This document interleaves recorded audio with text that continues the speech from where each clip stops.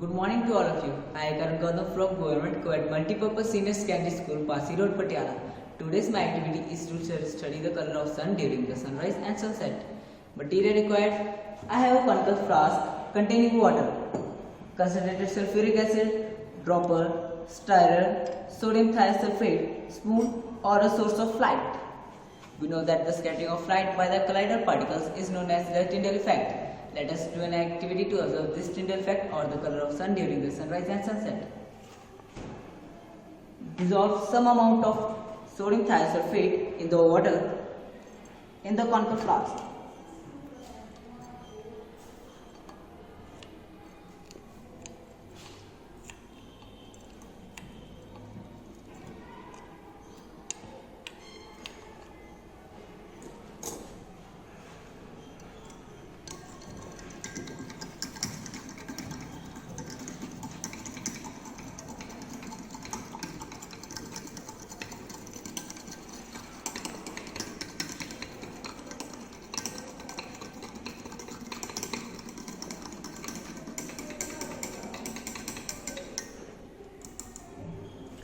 And about 1 to 2 ml of sodium concentrated sulfuric acid to the water.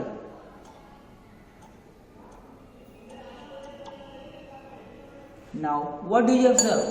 The path of light becomes visible through the collider particle and the collider solution. In about 2 to 3 minutes, you will find fine microscopic sulfur particles precipitating.